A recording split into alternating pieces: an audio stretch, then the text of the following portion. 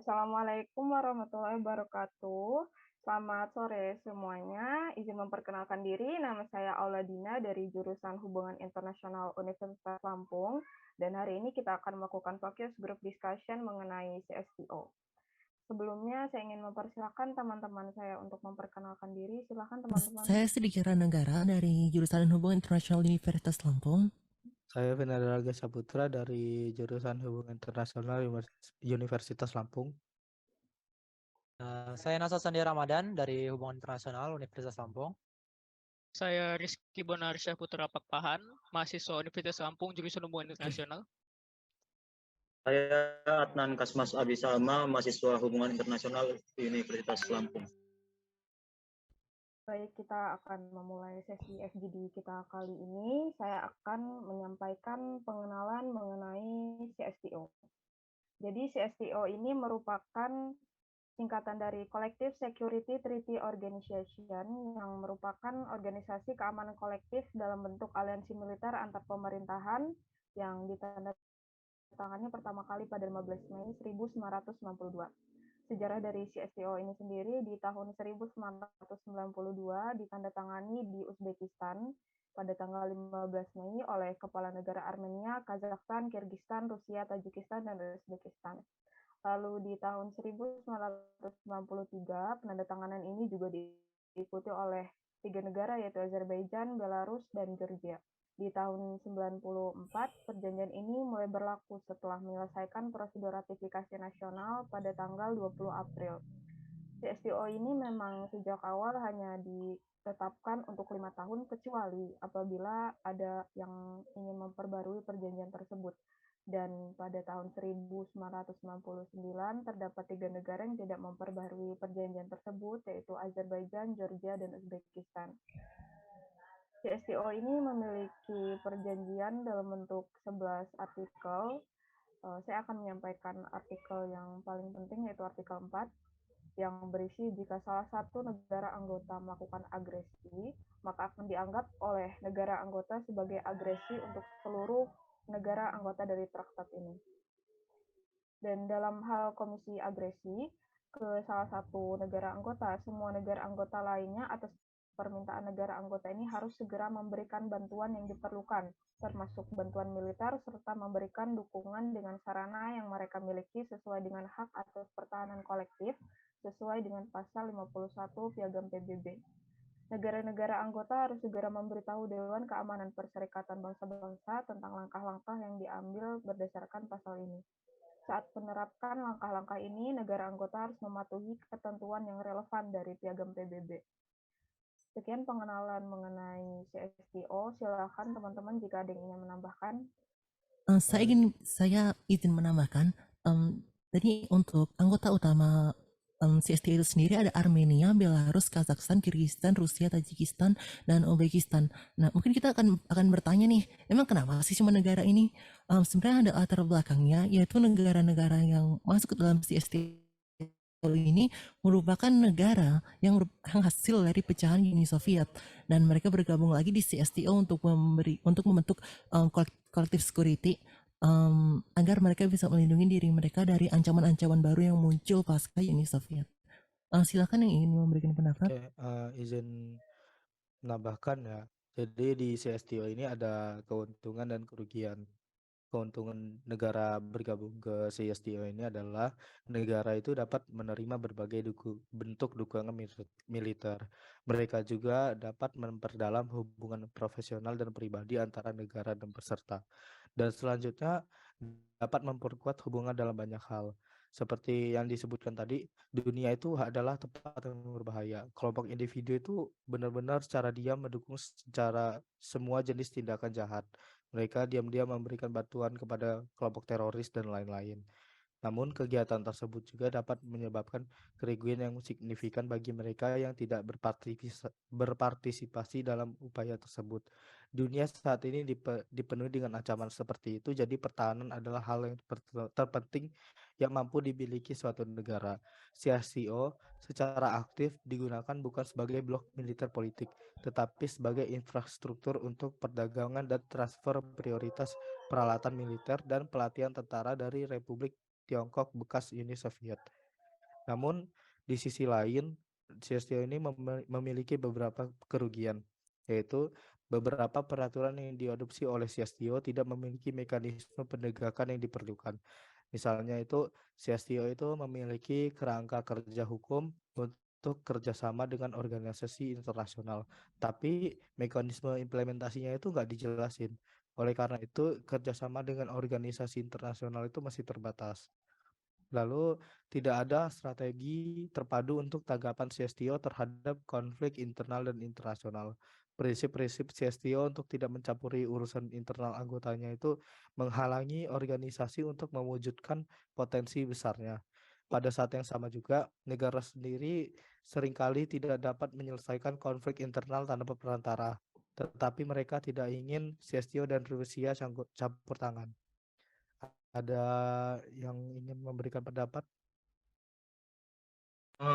Mungkin saya ingin nambahin terkait konstruksi militer dari CSTO atau pengembangan militerismenya. Jadi di CSTO ini ada semacam pangkalan militer asing, yaitu terutama hanya Moskow satu-satunya yang memiliki untuk memerangi terorisme, kejahatan terorganisir, perdagangan narkotika, ekstremisme agama, migrasi gelap, serangan dunia maya, dan juga kampanye informasi yang disponsori atau didukung oleh asing atau teroris.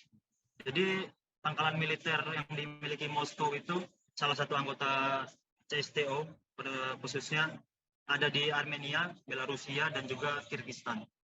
Selain itu juga ada sesi latihan bersama dari anggota CSTO yang sifatnya itu kerjasama untuk kekuatan kolektif reaksi operatif, yang mana kegiatannya adalah manuver khusus atau mencari dengan partisipasi pasukan intelijen, kemudian latihan pasukan bahan dan teknis eselon, kemudian latihan untuk perdamaian di perbatasan dan persaudaraan abadi.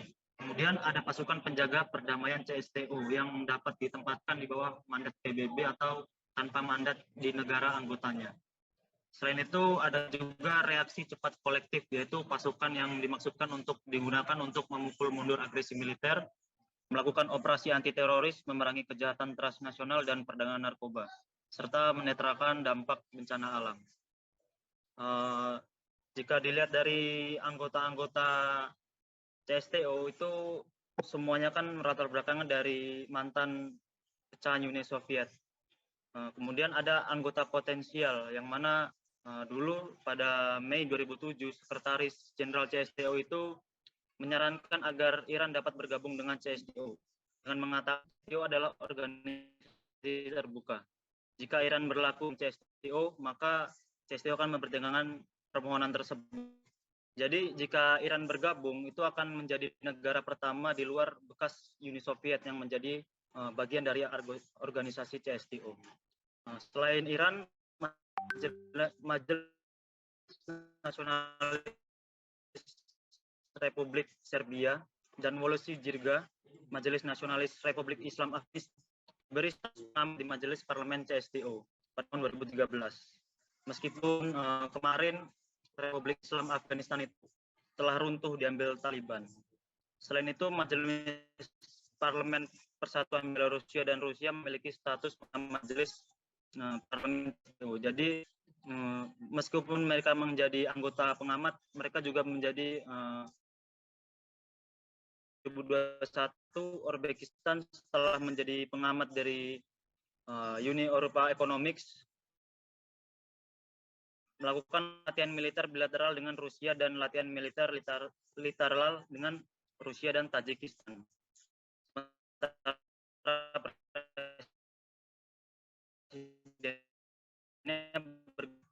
Sekiranya yang lainnya ada yang ingin menambahkan? Baiklah, izinkan saya menambahkan mengenai CSTO.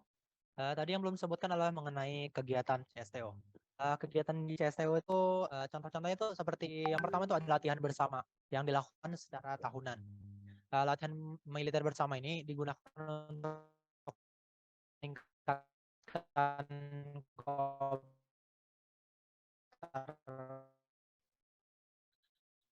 pemerintah and durable brotherhood dan masih banyak lagi. Lalu yang kedua tadi seperti yang dijelaskan oleh teman saya Adnan, yaitu ada majelis parlemen yang juga sudah dijelaskan sama dia. Lalu ada pasukan penjaga perdamaian. Untuk ini nih barusan dibentuk di tahun 2007, 6 Oktober 2007. Sebagai perkembangan besar bagian pasukan penjaga perdamaian ini meluncur itu di bawah mandat UN ya, tetap ya, bukan di bawah mandat CSTO.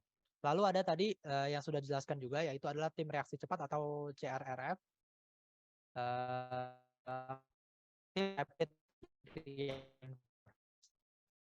Lalu peran di Eropa, kurang lebih peran CSTO di Eropa itu tidak terlalu banyak karena di sana sudah ada NATO yang lebih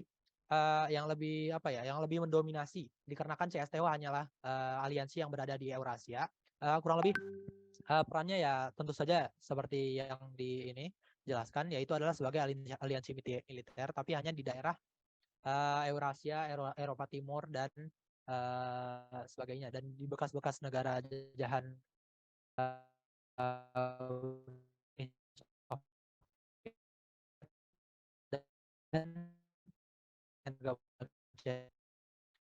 lalu ada juga mengenai CRRF. CRRF itu sebenarnya dibentuk untuk bagian dari war on terror ya, untuk memerangi terorisme. CRRF ini bentuk di tahun 2009 untuk melawan agresi militer terbatas yang usaha CSTO untuk menyaingi China. Dikarenakan CSTO ini berada di Eurasia, maka juga dekat dengan aliansi lain dari China yang bernama Shanghai Cooperation Organization. Untuk usaha CSTO untuk menyaingi China ini adalah salah satunya dengan kooperasi atau kerjasama yang dilakukan antara CSTO dan SCO. Ini dilakukan untuk mengurangi pengaruh yang diberikan China kepada negara-negara lain, kurang lebih untuk mengakses dominasi CSTO dan mengoperasi SCO agar tidak terlalu memberikan pengaruh gitulah kepada negara-negara, agar negara lain tidak terlalu mengikuti China gitu. Kurang lebih itu ya dari saya. Mungkin teman-teman lain ada yang ingin menambahkan? Ya, mungkin saya ingin menambahkan beberapa hal yang cukup menarik juga ya tentang CSTO itu. Salah satunya itu adalah prospek ke depan CSTO ya. Soalnya prospek ke depan CSTO sendiri itu tidak terlalu kelihatan begitu ya, karena CSTO sendiri itu tidak punya popularitas atau rekomendasi yang baik, bahkan dari anggotanya sendiri gitu hingga dunia internasional. Ada berbagai banyak isu yang menyebabkan hal ini, itu seperti biaya yang mahal bagi para anggota, lalu kebijakan ekspansi yang agresif. Tapi alasan utamanya itu sebenarnya cukup sederhana, yaitu kesadaran akan CSTO ini sangat minim. Pada tahun-tahun terakhir itu, CSTO telah menghadapi begitu banyak tantangan yang mendiskusikan tentang manfaat organisasi CSTO tersebut.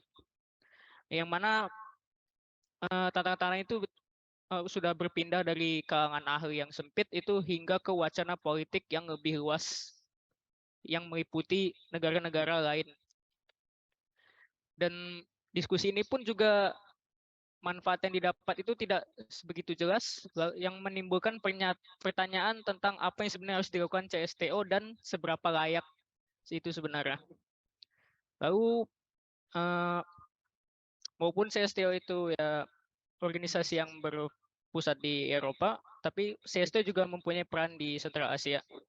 Di masa pemerintahan Vladimir Putin itu, kawasan Asia Tengah menjadi prioritas utama Rusia, yang mana Rusia berperan aktif dalam bekerjasama baik multilateral maupun bilateral.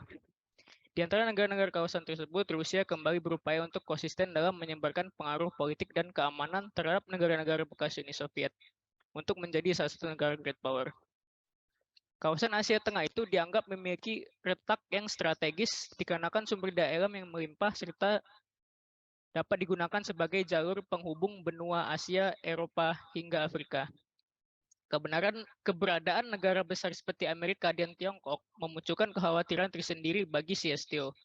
Dengan pertimbangan tersebut, kawasan Asia Tengah akan menjadi salah satu pembuktian bagi Rusia untuk menjadi penyeimbang kekuatan dunia, khususnya Amerika Serikat. Lalu tadi juga sudah disebutkan ya bahwa sudah ada 3 negara dari CSTO itu yang keluar atau tidak termasuk lagi dari CSTO, yaitu ada Azerbaijan, Georgia, dan Uzbekistan.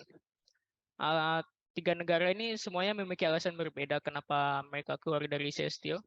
Untuk Azerbaijan sendiri itu tidak ada spesifikasi tepat apakah Azerbaijan itu keluar dengan sendirinya atau dikeluarkan oleh CSTO. Akan tetapi pemicu keluarnya Azerbaijan itu adalah karena serangan ilegal yang dilancarkan Azerbaijan terhadap Armenia, yang mana Armenia juga merupakan anggota CSTO. Lalu untuk Georgia itu kepala negara organisasi CSTO itu memvonis Georgia atas tindakan ilegal militernya di Asia Selatan yang memicu perang antara Rusia dan Georgia pada tahun 2008. Lalu untuk Uzbekistan, pada tahun 2012, tepatnya 20 Juni, Uzbekistan itu memutuskan untuk mengundurkan diri dari CSTO. Permohonan itu dikirim kepada Sekretariat Blok Militer CSTO, Vladimir Zainetdinov, mengonfirmasi bahwa pihaknya menerima surat itu dan mengatakan bahwa surat tersebut mencantumkan alasan-alasan keputusan Uzbekistan mengundurkan diri dari CSTO, tetapi tidak merinci alasan tersebut. Sekian materi yang dapat saya sampaikan. Mungkin teman-teman lain ada yang ingin menambahkan lagi? Saya ingin memberikan pendapat saya yaitu tentang kayak mana nih Rusia ini dalam menghadapi CSTO sendiri. Kalau kita berfokus pada Rusia, itu ada suatu keanehan nih, karena Rusia kan berperan seperti ketuanya nih di CSTO. Nah, kekuatan Rusia sangat dominan di CSTO, yang mana memberikan posisi Rusia sebagai kekuatan utama jika terjadi serangan terhadap salah satu negara CSTO. Dapat dibilang bahwa Rusia ini mendapatkan sedikit keuntungan dibanding negara-negara lain, karena negara lainnya seperti Armenia, Belarus, dan Tajikistan itu memiliki kekuatan yang cenderung lebih rendah daripada Rusia. Menurut Global Firepower, kekuatan mereka berada di 98, 52, dan 111 di dunia. Dan Rusia sendiri yang berada di urutan kedua terkuat di dunia, yang mana membuat Rusia menjadi satu-satunya kekuatan utama dan kemampuan nyata di CSTO. Hal ini berbeda dengan NATO, dengan standar militer yang tinggi. Hampir semua anggota NATO berada di 20 besar kekuatan militer dunia. Hal ini menimbulkan pertanyaan, mengapa Rusia ini mendirikan CSTO, dan mengapa Rusia tetap menjadi anggota CSTO? Karena Rusia tidak mendapatkan keuntungan pertahanan yang sangat menguntungkan daripada negara lainnya.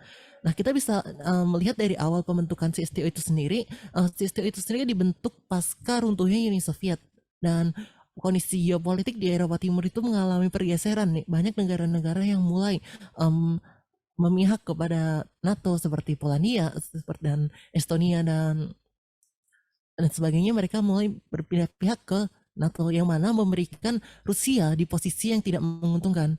Nah, di sini kita bisa melihat nih, di Asia Tengah pun terjadi hal yang sama. Oleh karena itu, CSTO dibangun dengan tujuan agar negara-negara di Asia Tengah dan Asia Timur dan di Eropa Timur yang masih berada di payung Rusia seperti Belarus tidak menjadi negara yang mengancam keamanan nasional Rusia. CSTO juga memberikan kemampuan untuk Rusia untuk memiliki kekuatan politik pada negara-negara anggota. Dengan begitu, keuntungan Rusia pada CSTO berfokus pada keamanan, kekuatan politik, dan ekonomi, terutama di Asia Tengah.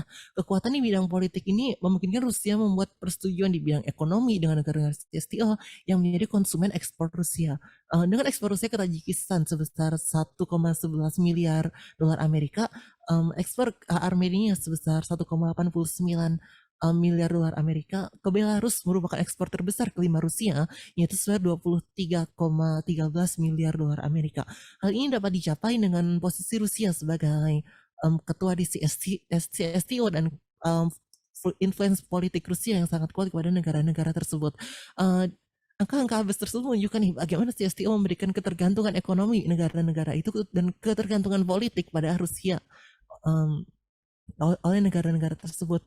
Walaupun negara-negara anggotanya bisa dibilang lebih lemah di bidang militer, namun di bidang pertahanan ini memberikan kemampuan yang sangat baik pada mereka agar mereka bisa dapat hidup, bisa dapat mempertahankan tanah air mereka dari ancaman-ancaman yang muncul pasca runtuhnya Uni Soviet.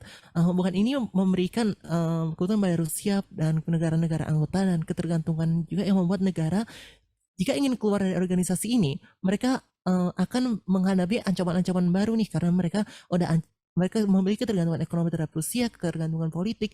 Dengan hilangnya perlindungan dari Rusia, mereka akan menghadapi ancaman-ancaman dari negara-negara lain, organisasi baru, dan tantangan-tantangan tekanan baru dari pihak-pihak lain yang sebelumnya tidak berhasil mengganggu mereka karena mereka bagian dari CSTO itu sendiri. Terima kasih. Apakah teman-teman ada yang ingin menambahkan lagi? Cukup kok dari saya. Dari saya juga cukup. Dari saya juga cukup. Saya rasa cukup. Baik, teman-teman, terima kasih atas partisipasinya sore hari ini. Semoga apa yang kita diskusikan ini bisa menambah wawasan kita dan juga teman-teman yang nantinya akan menonton video ini.